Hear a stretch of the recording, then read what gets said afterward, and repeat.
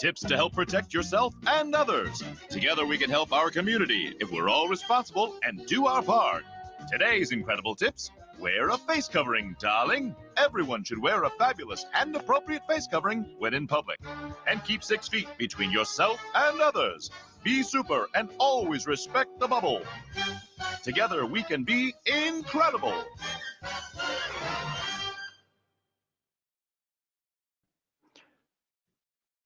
So, Disneyland has started a campaign to further support the mitigation of COVID. The campaign looks a lot like the one we saw here in Florida. Hi, it's Alan DeLinka back with you for show number 31. Fun at Home, Mouse Planet Live. We are going to have an interesting little show tonight. We have an abbreviated guest list, but we've got our friend Shelly from On The Go and MCO with us. We've got a few of the Mouse Planet regulars. We're going to talk about some of the things going on in connection with the Investor Day announcements that Disney made last week of all the new, gosh, this thing is still running over here. Stop that.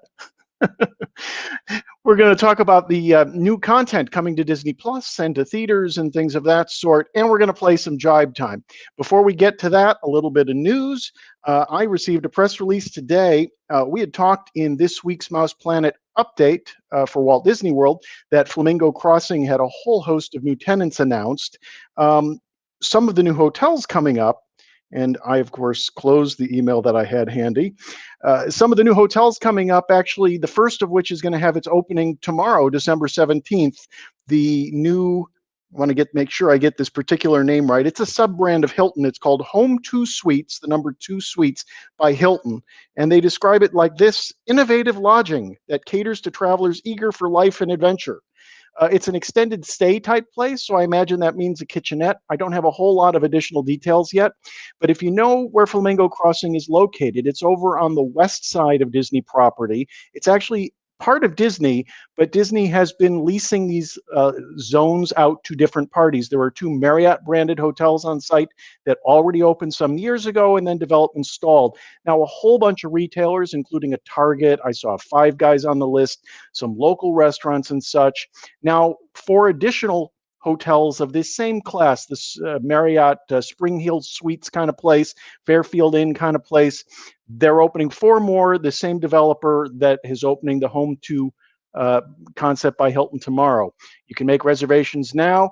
I'm sure that Flamingo Crossings has a few perks because it's practically right next door to Animal Kingdom, right on the other side of 429. So interesting opportunities there. It's got to be tough opening up new hotels in the midst of a pandemic. The numbers here in Florida, by the way, have been going up, as you might suspect. I understand California has increased its restrictions. I don't have particulars to share on California.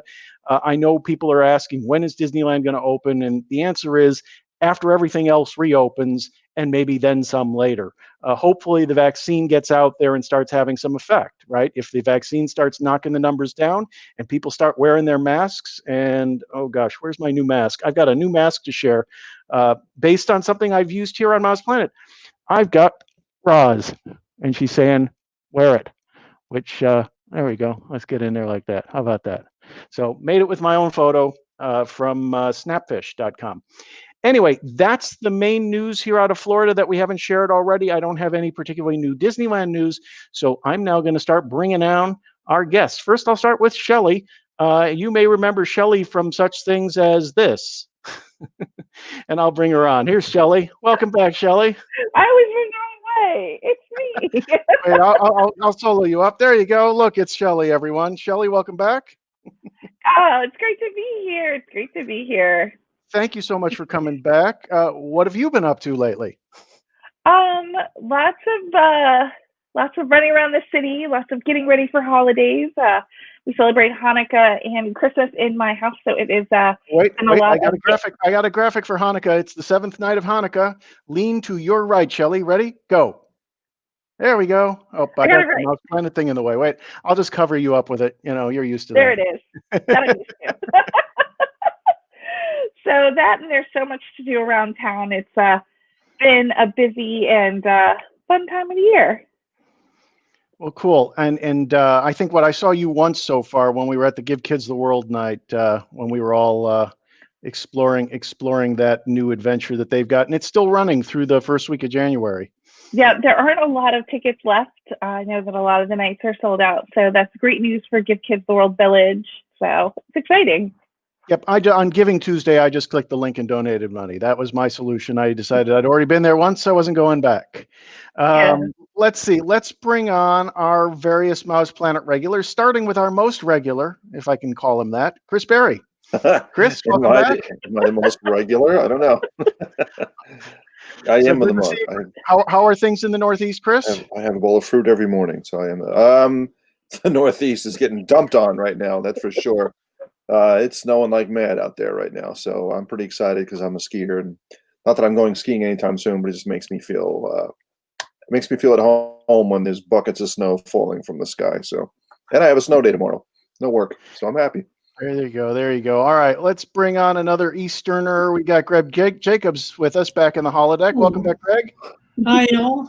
Also getting dumped on here in Jersey. So waiting for our 12 to 18 inches to pile up over the next 24 hours. And it makes that paltry little rainstorm we had here today in Florida seem like absolutely nothing because, in fact, that's what it was. Absolutely nothing. This is a biggie. They say we haven't had one like this since 2018. I was surprised. Does this qualify as a nor'easter or is it something else? Is it a Snowmageddon event? I think they are calling it a nor'easter. Yeah, they're calling it a nor'easter, yeah. Yeah, a lot of wind, supposedly. And it's potentially a blizzard, right? Yeah, and they were talking about thunder snow. Thunder snow? We might get some thunder snow tonight. I never actually experienced that. I've experienced it many times as a Chicagoan. Fortunately, here in Florida, we've got one of these so far. Yeah, it doesn't. No snow for us so far. No, not happening, huh? All right, let me go out to the West Coast. We have a West Coast contributor. We got Lisa Stiglick with us. Welcome back, Lisa. Hi. Hey, it's Lisa. No snow here, a little bit of rain and high 40s. So the snow's coming, we just don't know when. And have you heard any Disneyland news that we haven't already shared? You sometimes are privy to things at the last minute that I haven't seen. Not really, just Disneyland, Downtown Disney and California Adventure. It will be closed for Christmas Day. I believe that is the first time ever. That was announced earlier this week. That's really about the only thing I've heard other than everything is still open, but you cannot eat on property when you're in Downtown Disney or Buena Vista Street. You can buy food and you have to take it with you. So those are the only things that I've heard in the last couple of days or so. And I guess the last time Disneyland wasn't open on Christmas would have been December 25th, 1954. 54, yeah. That's what I was thinking. Wow. So yeah, they're closing it down for the day. Nice. But here in Florida, it seems everything is still continuing apace at Disney World. I haven't seen any word. People keep saying, is Disney World going to close?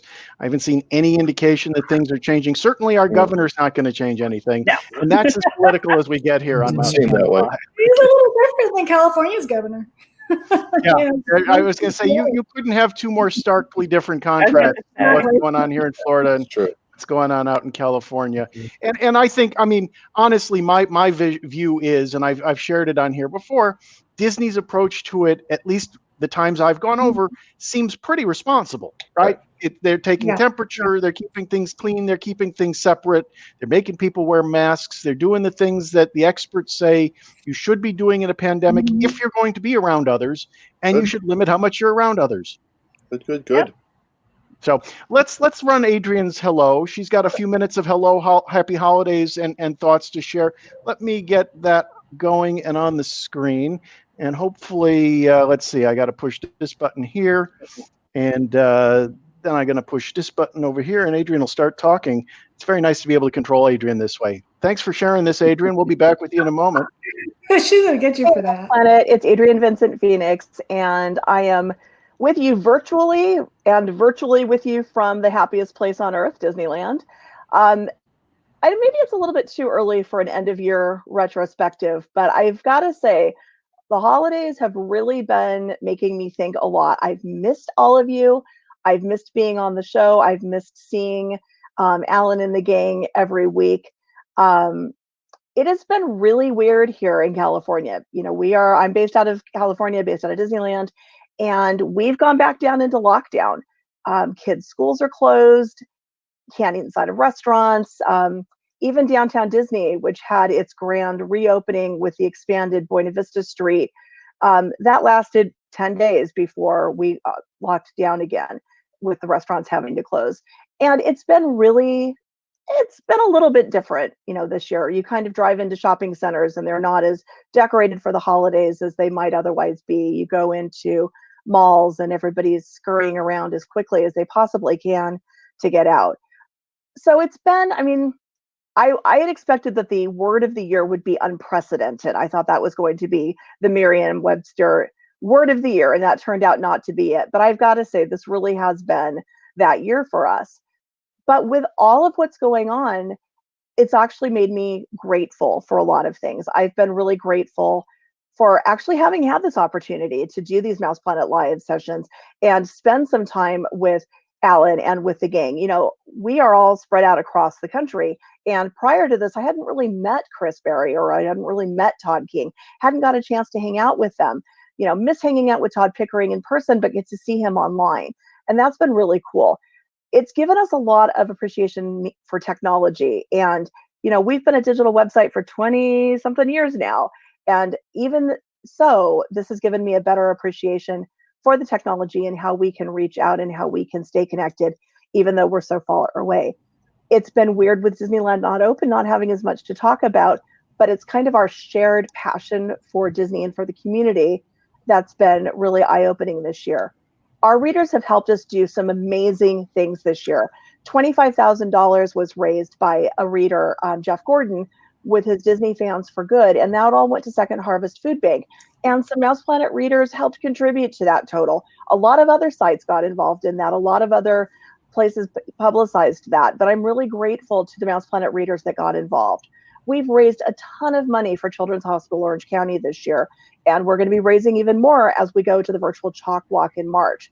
We've done a lot of eBay auctions for charity for Team Muscle Makers and the Rady Children's Clinic in San Diego.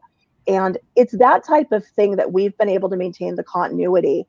And I've really appreciated that for this year. We haven't had as much Disney to talk about. We haven't had the experiences in the theme parks, but we're still a community. And I'm really grateful for each and every one of you.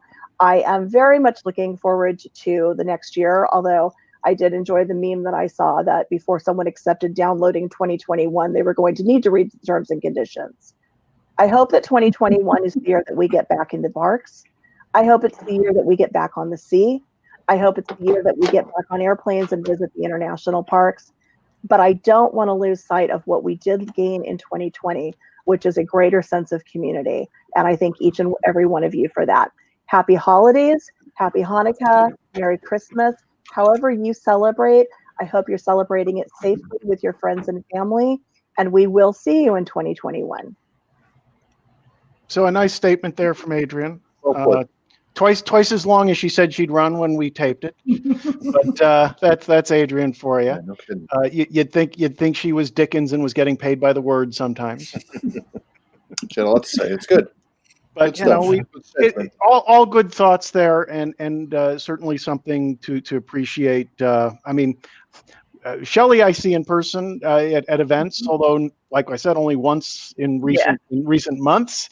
But Chris, I've never met in person. Lisa, I don't think we've met in person. And Greg, I know we haven't met. Did we meet in person at one of the Expo, Disney Expo, D23 Expo years ago? Briefly, very briefly. I was going to say, it's got to be just for seconds. Because at Expo, Adrian had me running around like crazy. And Greg, I know I haven't met you in person. But I do feel like I've gotten to know you guys. Pickering, I've gotten to meet in person more times than I can count.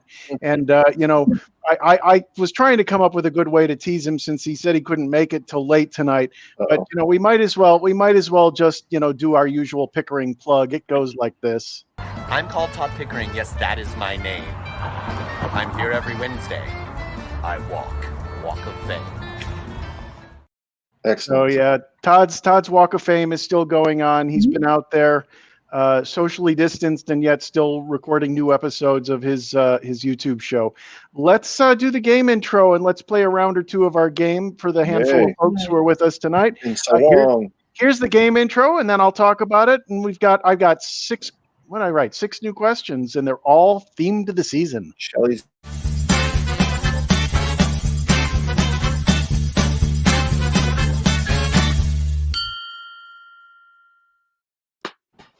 So our game time is called Jibe Time. The goal of Jibe Time is to jibe with what the heck is going on my other screen here? The goal of Jibe Time is to match and jibe, right? You want to get the same response as someone, and Shelly's going to be that someone. We thought about, because I don't have a whole lot of folks with us today, we thought about trying to jibe with me, but I wrote the questions. I have had a chance to think about these. It's much more fun to have people respond spontaneously. So let me put the Jibetron 3042 on the screen. We will. Oh shoot! I did not hit the share audio button, and we need the audio. Gosh knows we need the audio. So let's try that again. Hold out the audio. That's not the button. My goodness, you'd think I hadn't done this before instead of just hadn't done it in a few weeks. Leave it off. All right, this button and this button. I think it's just I've aged. I mean, this pandemic has aged me greatly, right? Sure. I think it's aged all right. I'm still old. So we've got questions 75 through 80 available. Crazy. I think I'm not even going to give Shelly a choice. I think we're just going to start with 75 because if I recall which one I wrote where, 75 is the beginning of our holiday story. So Shelly will write an answer. These questions are theoretical, hypothetical, fictional, but based on Disney stuff. They all have a Disney relationship. They require minimal knowledge of Disney stuff. The more Disney stuff you know, the funnier sometimes they are, or at least the funnier the answers will be if the questions aren't, because I wrote the questions. They're not always funny, but pick they are. How about that? I got that in there while I was still talking. All right, so let me put 75 up on the screen. Those of you at home, you can write down the question number and your answer to the blank as we go through the game. And we will spend a little time in between because we know there's a delay between when we see things in the studio and when you see things on Facebook, YouTube, and Periscope. And we will then share the answers. So let's get question 75 on the screen. And I've noticed I'm turning my head more to see this screen. I've put this screen in a place where it doesn't reflect off the art behind me. Let's see. Number 75 is supporting and minor characters are getting lots of love in many of the upcoming Disney Plus projects that we're going to talk about that were just announced. If Zootopia Plus turns out to be a big hit, maybe Officer Judy Hopps' boss, Chief Bogo, also known as Chief Buffalo Butt, can head up an all-Disney sidekick character police TV drama named... Oh my gosh.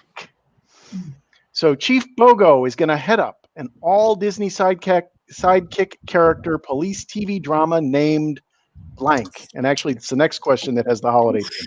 So we're going to go ahead and write and jibe. And everybody can write. It's a beast. Oh, it's a beast. I didn't even get that.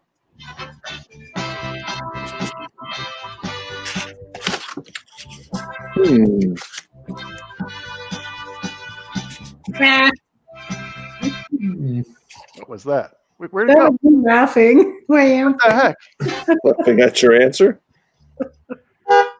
All right. So the Jibetron has played its little music.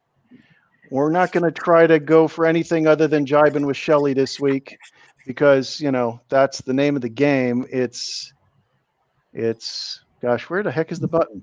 She always wins anyway. I was going to say, it's like, here we go, because it's Mouse Planet Live with Shelly from On The Go and MCO. The winner. Yeah, and I scared off half of our viewers with that. So there we go. All right. Let's see. I'm going to put on the screen nothing. Chris Berry, I'm going to go to you. You are? Yeah. I would like you to talk about what your takeaway from the Investor Day was. Oh, my gosh. A few things. It's funny. I talked to my TV production students at length about it. The first thing it showed me and I think this is pretty obvious, is that Disney is putting a lot of eggs in the Disney Plus basket. You know, I mean, I think it was 52 programs they announced. I don't think most major networks have ever announced that many shows, you know, in one of their fall previews or anything like that. So it's obvious that Disney is way in support of their streaming network. And given the current movie theater situation, I understand, but it says to me that they must be making some money off of Disney Plus, because they are really going gangbusters on Disney Plus. I think that's the first thing that came to my mind. And about, but I'm excited about, it's hard to even pinpoint, you know, I mean, several Star Wars series, several Marvel series, you know, it's what I've been waiting for. It's the reason I signed on to Disney Plus in the first place, was to start seeing some of this stuff. So I'm excited for the Star Wars stuff first. I think that's where I am right now. Well, and if Todd King had been able to join us, we would have talked a whole heck of a lot about the Star Wars stuff tonight. Yeah. The announcement that surprised me as I went through the press release, because I turned off the announcements after they couldn't share all the detail in the feed, and I didn't have the credentials to view all of the video clips they were showing in the feed. I was surprised to see that they finally came to terms with producing a sequel to Enchanted, which they're calling Disenchanted. That's one was excited about. That should be a fun one. I've always enjoyed it. I hope. I hope that they sign Alan Menken for music. Was anybody else in the Alan Menken presentations at Expo in 2017?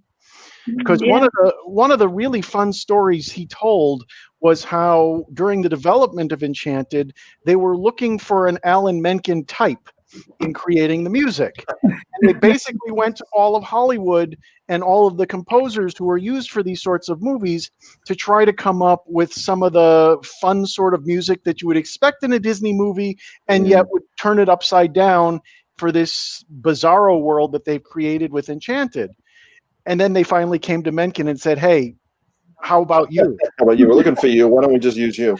He's like, "Well, wait, I can parody myself. That's fine." And you know, the musical parodies he does of his own stuff is fantastic in that.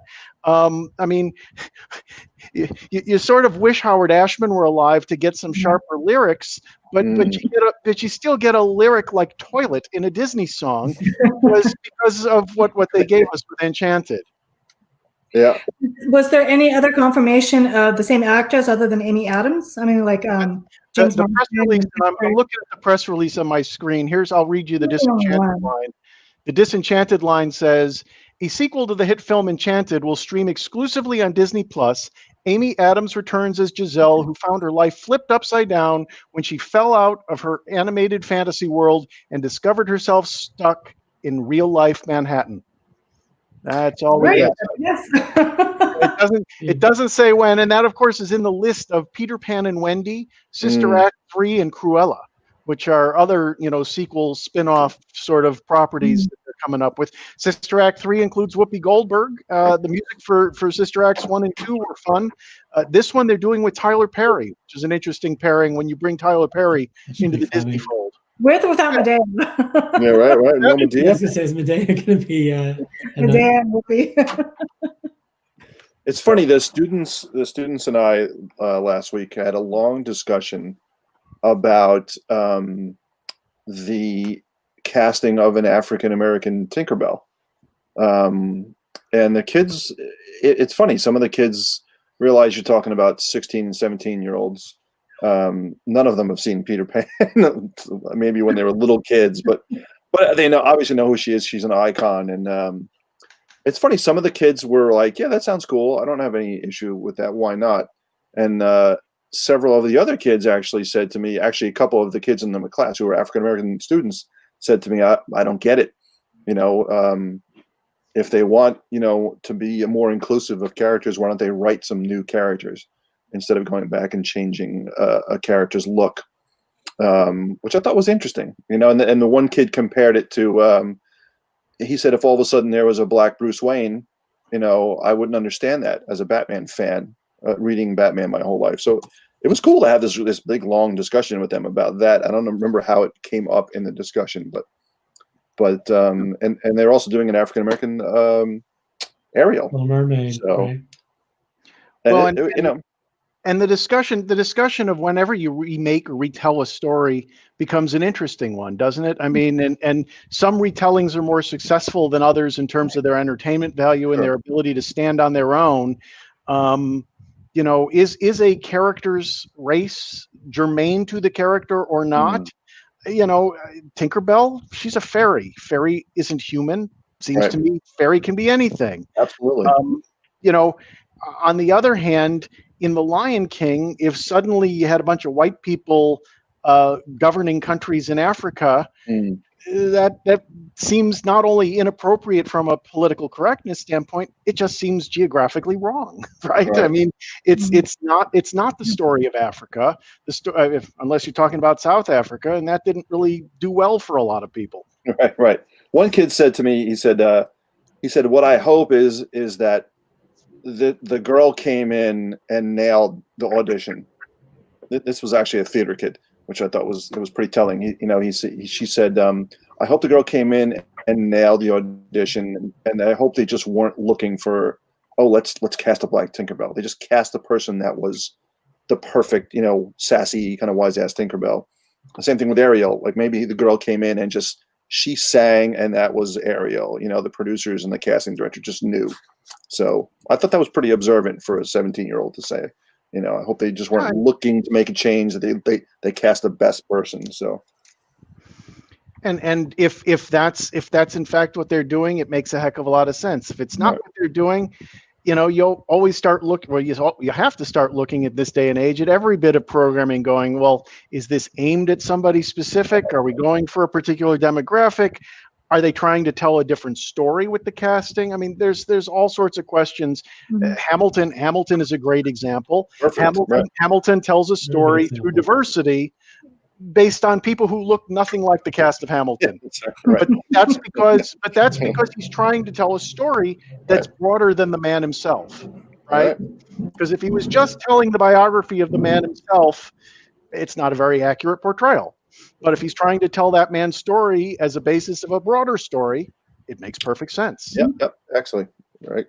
I wish Todd King was here because I'd love to get his take on the bringing back Hayden Christensen as Darth Vader, because in the Star Wars world,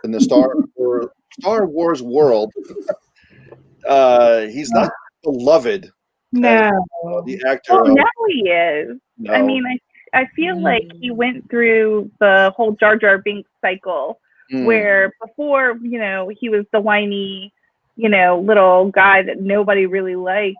Right. And then as they rewatched the film and watched the character arc, they were like, oh, and now they're like, yes, he's back. I feel like a lot of people are really stoked about it because they've really taken the opportunity to go back and watch the films and not just, you know, look at it very like with a you know, quick glance kind of feel. They've really like looked at it, and I thought he was great, and his story as a person having, you know, detached from everything, gone and lived on his farm and been a normal person, and, you know, having the opportunity to continue his story arc with the Star Wars universe, you know, is a powerful one. And I think that's really cool that he's coming back. The one thing they didn't say is if he's just going to be in the suit and is James Earl Jones going to do his voice. I'm dying to know if that's, you know, the case, because that's very difficult, you know, for anyone to try and step into that voice. It's next to impossible. You know, well, it's sort of like in The Mandalorian. I begin to wonder, because you don't see Pedro's face very often. You know, how often is he in the suit? Right? We're pretty sure it's his voice, but you know, how often is it him in the suit? And I mean, we lost David Prowse about a month ago, and really, but for the making of the various early Star Wars movies, you never saw or heard from David Prowse in connection with Star Wars, except that it's, hey, did you know somebody else was in the suit? And that George didn't tell him he was going to replace his voice until the movie came out. That is the legend. You can't have a better voice than James Earl Jones for anything, really. I mean, that's a fact. No. Brings up a fact right there. If you need him, you use him. So they can certainly hire him. He's still around. Although at the Legends ceremony at Expo 2019, at last year's, he was on video, and the video recording he played was so heavily edited, you'll wonder how much of his stamina is left for a recording session. He's older now. Yeah, I mean, he's got to be 90 plus. I mean, he did, I want to say it was 4 or 5 years ago, coming close to his 90th birthday. He did a Driving Miss Daisy that aired on PBS with Angela Lansbury, and they were both, very, very senior, and she still acted circles around him despite the fact she's, even older than he is. And back then he was still in very, very good shape in terms of his voice and his manner. She's a wonder.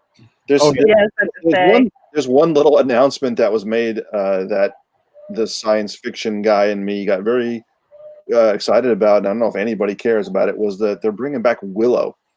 Oh, with the same actor, right? He's back again. Yeah, and I was like, "Wow, really, Willow?" Davis. I thought I'd never see that again, and I loved that film. So I didn't go back to the release. Is Ron Howard attached or is he not attached? Yes, I think I said he was. Yeah, I saw he was.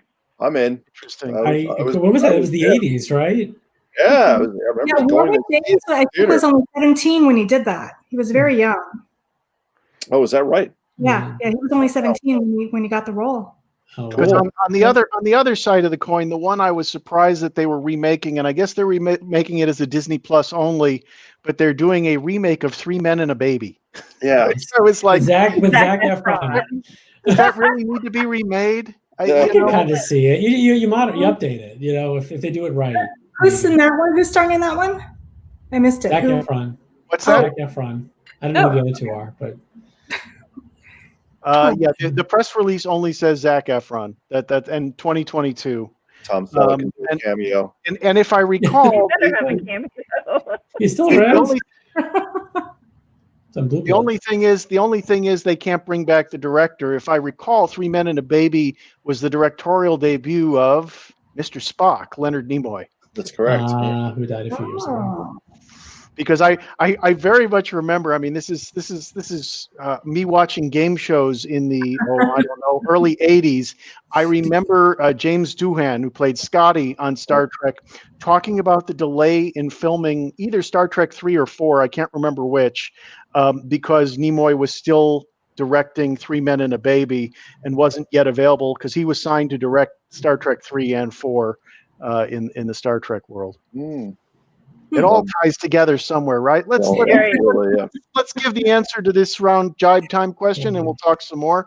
So I'll put Shelly on. I'll put the question back on the screen. Then we'll put Shelly on the screen. Supporting and minor characters are getting lots of love in many of the upcoming Disney Plus projects just announced. So we didn't even talk about those. Those are all the Star Wars ones. If Zootopia Plus turns out to be a big hit, maybe Officer Judy Hopps' boss, Chief Bogo, also known as Chief Buffalo Butt, can head up an all-Disney sidekick character police TV drama named Shelly. Oh, wow, tiny print. Utopia Vice.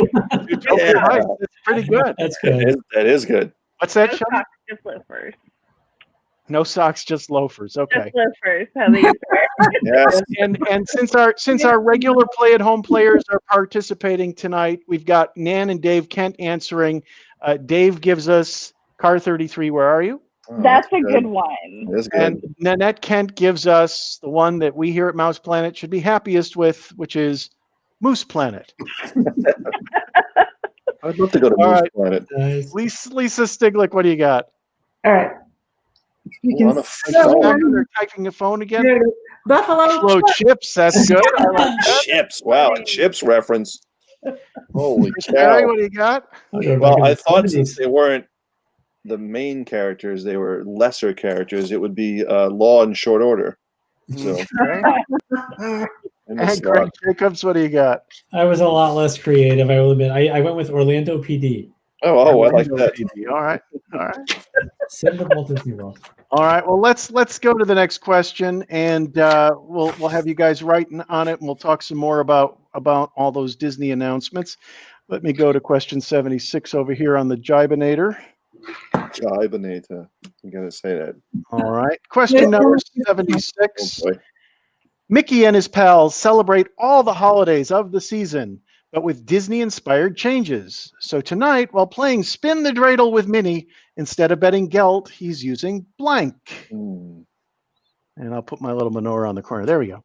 Mickey and his pals celebrate the holidays of the season, but with Disney-inspired changes. So tonight, while playing Spin the Dreidel with Minnie, instead of betting Gelt, Gelt, for those who don't know, it means money, but it really means those chocolate coins that you get for Hanukkah. Hanukkah Gelt. He's using blank. Ready? Let's write and jibe, everyone. And I hit the wrong button again. Boy, I haven't played in a while, and I'm still hitting wrong buttons. Here we go.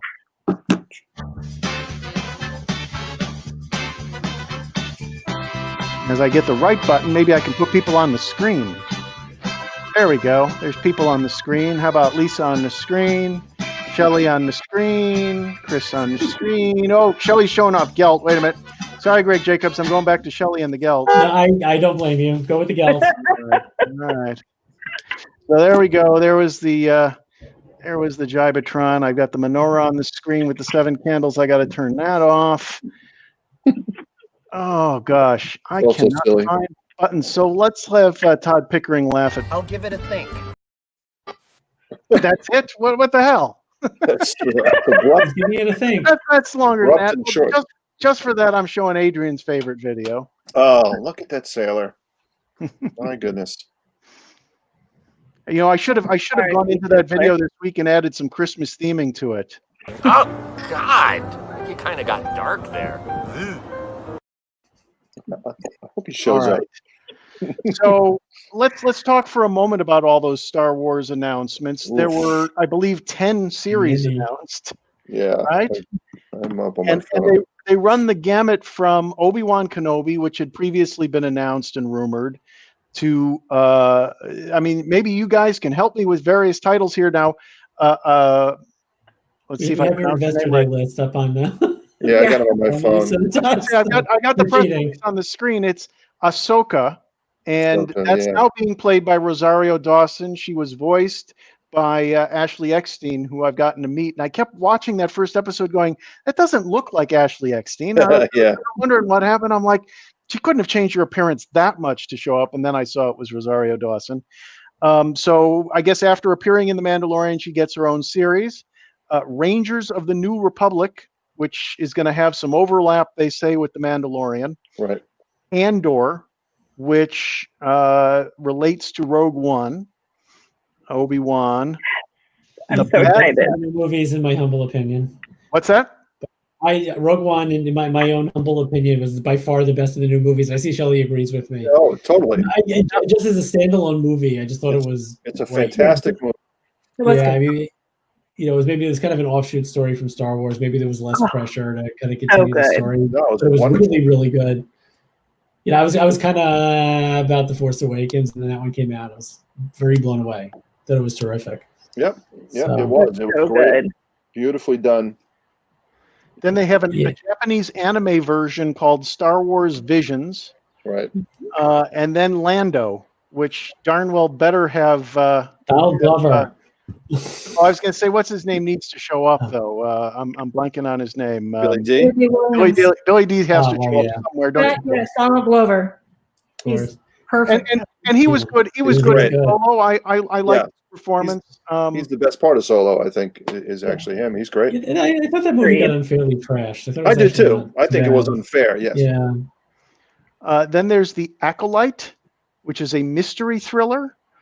Of course, we get a droid story, which is guided by R2-D2 and C-3PO. Which, now, Willow is listed in this batch, but it's not a Star Wars movie. Yeah. So it's Lucasfilm now. It's a Lucasfilm listed in this group, yeah. And then they've announced a new Star Wars feature with unexpected and unique aspects, whatever that means. And then there's Rogue Squadron too. Oh yeah, the next feature after that. Next feature film. So it's a plethora of Star Wars releases. Really, I mean, it keeps that universe going. I'm pretty happy with. I'm happy with hearing about all of it. Actually, to be perfectly honest. So and for fans out there, the more it lines up with what they've been able to create with the Marvel brand, the better. You know, I mean, I've said before, I'll say again, I'm not a huge Marvel fan, but I certainly appreciate what they've done with the brand and the storytelling there. Sure. The other side of that coin that I always point to is Disney early on had this hit game show called Who Wants to Be a Millionaire? And they made it so ubiquitous that it burned out. Yeah. Completely. And, you know, Star Wars to me is one of these stories that I talk about. It was very special. I wasn't yet 10 when it came out. Right. It's something I grew up with. The first 3 films are an important part of my growing up in terms of seeing films and seeing fiction and lore, right? Yeah, right here. Same here. The 3 prequels came out when I was at an age where I looked at them and wasn't so fond of them, although I didn't hate them at the level some people did, and I don't love them at the level some people apparently do. But there were now 6 Star Wars films, and they were less special. And somewhere in there, the Clone Wars came out, and the other series that I'm blanking on at the moment as I'm talking through this. Rebels. Yeah. Rebels. Yeah. And I didn't watch them. Right? They came out at a time of my life where I wasn't able to tune in and never went back to them. I've tried going back to it, and I have not succeeded. And so suddenly, what was special and limited became a lot. And then Disney took over the franchise and made movies I generally enjoyed seeing in the theater, but didn't strike me the way that the first 3 did when I was a kid. And well, certainly I'm no kid anymore. So I don't know where to put it, but now you're adding even more to Star Wars and it becomes almost ubiquitous. And the question becomes, is it too much? And you know, I rode Rise of the Resistance, and that's what I was going to say. When I Some of us still haven't been on it, Alan. Wait, what I'm going to say, when I wrote Rise of the Resistance, I would say, well, there is still room for more storytelling in this universe because I thoroughly enjoyed it. I've enjoyed it every time I've gotten to ride it. Sorry, guys. I repeat, some of us still haven't ridden it, Alan. But the Millennium Falcon ride, on the other hand, doesn't do that for me. I very much enjoyed walking the corridors of the Falcon the first time, but that attraction just doesn't, to me, have the wow factor every time I go visit it. It did the first. I've only been on it once, and when I sat down in that cockpit, I nearly plotzed. I was just like, I can't believe I'm sitting in this cockpit. So you could hear me. My sons have a photograph, and you know, on the Apple phone, it's got that little snippet of video, the live photograph. You can hear me just chuckling like a buffoon as I walked into that cockpit. So. I'll say this: you haven't flown the Falcon correctly unless you've had 2 non-English speaking children at the controls with their non-English speaking parents right behind them. Yeah. Because then you've crashed into every surface and everything is sort of lit up like it's on fire. I was a terrible pilot, that's for sure. No question. No, but Al, I'm with you. My favorite part of that whole experience was sitting at the chess table, you know, with kind of the banquet with the couch. We used to kind of saw Luke and when Obi-Wan died, sitting with the chessboard and posing for a picture at that with my niece. That was kind of my big experience because it felt like you were in the movie. I mean, the ride was fine. It was okay. I liked it, but that was kind of it for me walking through the Falcon. So pretty much the same thing you said. You know, it was just kind of being in that setting that was very, very cool. And last comment. I don't know if anybody saw. I think it was FX. It was last weekend or the weekend before. They basically did a marathon of all the movies. Right. Yeah. It was the 9 of them in the trilogy. I did not watch them all. I was kind of tuning in and out all day. The new ones are good in their own way. You can say what you want about the prequel, but it just reminded me. You and I are the same age. I saw Star Wars when I was 9 in the theaters, right? And I'm watching them now as a much older person, and seeing them now, there's still nothing like the original trilogy. You know, absolutely. The new ones are fine, but it's not. It was just a very simple story. It was good versus evil, and it was just amazing. And again, my humble opinion, I think they haven't quite gotten there yet with the new ones, even though the new ones are good in their own way. So it'll be interesting to see where they take it from here. And there's a lot of places. There's a lot of aspects to the story. The Mandalorian proved that. There's a lot of places they can go. It'll just be interesting. I was just going to say the Mandalorian really proved to me that that this format is really good and successful. This short, 35-minute, 40-minute format, because I'm just like chomping at the bit for the next Mandalorian, every time it's on. So, and I also love the fact that they don't dump them all at once. And I don't know if my students don't agree with me, because they're of a younger age and they like the whole binge thing. And I've binge watched plenty. I watched, Stranger Things all one weekend, and I've done that. But That was a cool show. I love tuning in. Sunday night is my Mandalorian night. I wait for it, and then the kids do what they do. My wife goes to bed. I put on the Mandalorian. I'm very happy. So it's like that. I think that once a week storytelling thing is crucial to what they're going to go through, and I hope they keep doing it that way because I think it works. I really do. As opposed to dumping a 2-hour movie on me, they're giving me these little small snippets of Star Wars each week. I couldn't be happier that exists once a week for me. So. All right, let's go back to the question and see who has jibed with Shelly in round 2. The question was, Mickey and his pals, I'll put the menorah back up. Mickey and his pals celebrate all the holidays of the season, but with Disney-inspired changes. So tonight, while playing Spin the Dreidel with Minnie, instead of betting Gelt, he's using... pins. I was trying to find my Hanukkah pin. That's good. I was going to say, there's some Disney inspiration right there. And wait, I should get in the camera view here my Mickey and Minnie spinning the dreidel that gives inspiration to this week's question. Let's see, where's my camera? My camera is here. There we go. And if you look very carefully, they're playing Spin the Dreidel. Very cool. That's such a cute menorah. All right, yes. And it still has the $30 price tag on it from when I bought it in Animal Kingdom about 10 years ago. When you first came on the screen, I saw that behind you. I was trying to figure out what it was. It was hard to identify. All right. So what are they using, Lisa? You see it? Hang on. Mickey pretzels. Can you see Mickey it? pretzels. All right. I do like the Mickey pretzels. Chris Greg Jacobs, what are they using? I went a lot more on the nose. I went with Disney dollars, which I think they just discontinued. But Disney dollars. Dude, these are good answers. We would have accepted gift cards. That would have been closer. Also good. Chris Berry. I'm staring at a wall of pins over there, and I didn't say pins. And I hope somebody out there knows exactly what I'm talking about. It's those awesome chocolate coins that you get in the little nets at Walt Disney World. You guys know what I'm talking about? Yeah, with the characters on them. Yes, yeah, I love those. And here nobody gave the answer I considered, which were churros, or at least churro bites, the golden brown churro bites. All right. Churros. There was a Disney pin out there, though. Yep. Let's see. I didn't look at our audience responses, did I? We had Disney dollars from Dave Kent. There you go. We had DVC points from my buddy Daniel. That's funny. And we had trading pins. Trading pins. And Nan managed to match Shelly. So maybe Nan we should. And I are usually like this. I was gonna say maybe we should just call the show the Nan Show, but she won't come on camera. So Shelly gets a point. Shelly gets a point. Shelly always gets a point. That's why we've gone so far as to make up a graphic just for Shelly. All right. Shelly, why don't you go ahead and pick? This will be our last question and our last chat time. Let me bring the questions back on the screen here. Shelly, I got 4 questions left. 77, 8, 9, and 80. Go ahead and pick one. Let's go with 80. Number 80, the last one I came up with. Let's see if it shows. Number 80. Haunted Mansion Holiday and It's a Small World Holiday have never quite found their way to Magic Kingdom.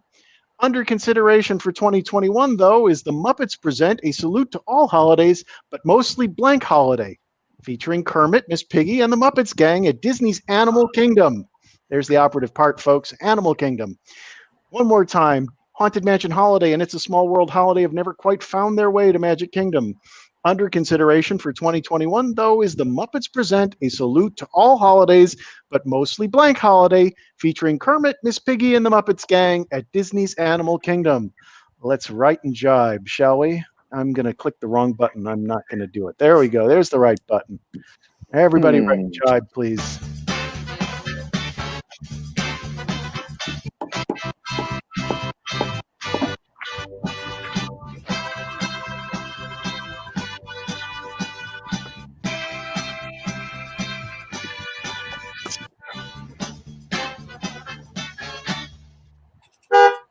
All righty, there we go. We've written, we've jived, we've done all those things. There we go. So, what have they announced in regards to Marvel? What do we know about what's coming next? Yeah, at least it's applauding. I know that Todd Pickering had shared a few views of Avengers Campus. I actually got to hear something off the record. I'm not going to say where I heard it because it would give away where I heard it. I know somebody who knows somebody who is a musician who was just brought on to do some of the music for Avengers Campus, which means that it must be getting close to being finished out there in California, since they're now recording the music for it. What about the cinematic world? What was announced in the Investors Day for Marvel? Anyway. Black Panther 2. That we're was going to go ahead with. That was really lovely. Black Panther 2. I am. Well, I mean, they said they're going to do it. They're not replacing Chadwick Boseman, which is the interesting thing with that. We got a couple people talking at once. Go ahead, Greg. So I'm sorry. No, just saying Black Panther 2, they announced it, and they said they are not going to replace Chadwick Boseman. So it'll be interesting to see what they do. And I think that's kind of a nice way to pay tribute to him. So absolutely. They did the right thing there. Totally. It seems like a logical storyline, though, despite the fact that he passed away, because his father was the Black Panther. Mm-hmm. And so this isn't something that he became. This is something that he sort of inherited. So I'm hoping that the next Black Panther is one of his sisters. I'm hoping that'd be pretty cool, actually. Yeah, that'd be a great I hope idea. that's the route that they go. That would really make sense to the story, that they kept it in T'Challa's family. So hopefully. I mean, in the comics, don't they have different people? Like they have different Captain America, like different people assume the role, right? So this isn't even that out there. Oh yeah, that they're doing I'm sure they've done that plenty of times. So well, that was the whole gist of the Spider-Verse, wasn't it? All those different multiple spiders out there. Yes. Well, so I've pulled up the press release. We've got WandaVision, which is the Disney Plus show, which I know is the one that they've been talking about for a long time. And like I said, I'm not the biggest Marvel fan, so I haven't been following the detail on it. The trailer is bizarre. Yeah, no, it's gonna tie into, I guess, the next Doctor Strange movie. Right. It's going to talk about the multiverse, so it's going to open up that door as well to kind of bring a lot of their other, ideas and shows into the world of the multiverse. But it looks really interesting, and I saw something interesting how in each kind of decade that they're in, their surroundings will also mirror like popular shows of that time. So a lot of the sets are going to be inspired by shows that, if you are older like me, and you will have recognized some of them from other shows. So I think it's going to be a really interesting concept, and really kind of delving into, again, the multiverse and the time travel that a lot of people saw, and we're kind of on Doctor Strange. I think it's going to hopefully get everybody accustomed to that. Yeah. Now they said that Rachel McAdams. She's going back for the Doctor Strange movie. I read that somewhere. Oh, good. Same character. That's a great film. I love that movie. It's so out there. It's visually stunning. So I'm hoping, because there's a second one of that coming out too. Yeah. I just remember in the film having to close my eyes because it was just so overwhelming, especially when we were fighting and things were going down. Absolutely, I would agree. It's awesome. So the other ones that they've announced are the Falcon and the Winter Soldier, Loki, What If, which sounds interesting. It's going to do animated reimagining really famous events from the films. Ms. Marvel, which I take it is different than Captain Marvel, who's also must be a cousin, right? Miss Marvel. or are they going to do the fabulous Miss Marvel? When I first saw that, I was thinking the same thing. Hawkeye, She-Hulk, Moon Knight, Secret Invasion, Ironheart, Armor Wars, Guardians of the Galaxy Holiday Special. Oh boy! I'm so excited. For that. Star Wars version. Okay, all right. Let me ask this crew here, and I wish Todd King were with us. Lego holiday special? What'd you all think? I didn't watch it I yet. loved it. I have not either, but it wasn't I fun. want to watch it. My loved son's it. watched it. I didn't like it. No, I didn't Oh, like I no. thought it was so much fun. Could not wait. I've enjoyed the Lego movie and the second Lego movie and a couple of other Lego movies. Right. I couldn't wait for this one to end. I kept pausing it and going to get another Coke from the No. fridge. I have to watch it.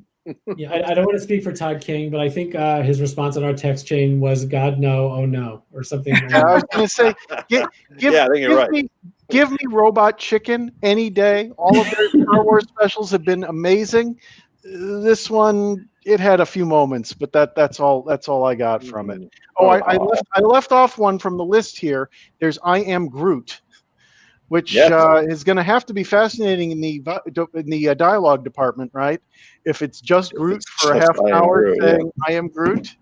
They did announce. What's that, There's Lisa? quite a few movies too. The movies. There's also the new Thor movie. Yeah. Black Widow still needs to come out, and Thor. They're bringing in Christian Bale as the villain. Mm-hmm. And I mentioned Captain Marvel before. I knew I saw her name in the release. Captain Marvel 2 is coming up. Ant-Man and the Wasp. Quatumania. Yeah, that's going to be good. Fantastic Four and Guardians of the Galaxy 3, which sounds like the score of a baseball game. Thank God, Fantastic Four. It's going to be the Guardians of the Galaxy movie because he was funny with them. I'm so weary about the Fantastic Four, but I know that I read somewhere that Ant-Man is going to lead into Fantastic Four. Setting up. I forgot the name of it. The main villain is going to carry over from Ant-Man and the Wasp over. Well, not Ant-Man, but Ant-Man over into the Fantastic Four. I forgot his name. So many things are popping in my mind. My sons probably know. With the National Geographic announcements coming immediately after in the press release, it would be really interesting if Jacques Cousteau was the carryover villain in the Fantastic Four, the Ant-Man and the Wasp.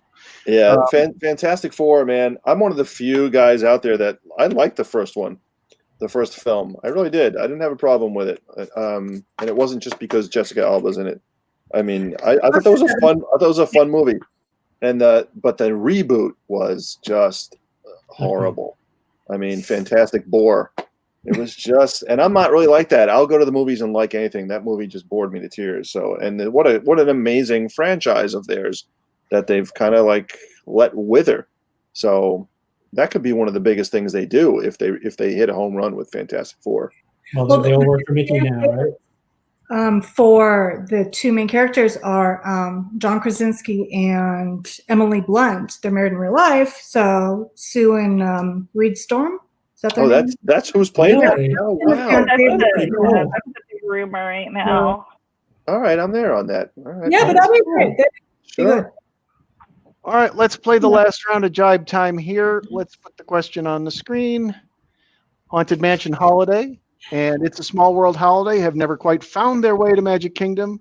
Under consideration for 2021, though, is the Muppets Present, a salute to all holidays, but mostly blank holiday, featuring Kermit, Up, Mr. Piggy, and the gang at Disney's Animal Kingdom. Shelly, what is the holiday that the Muppets will mostly present?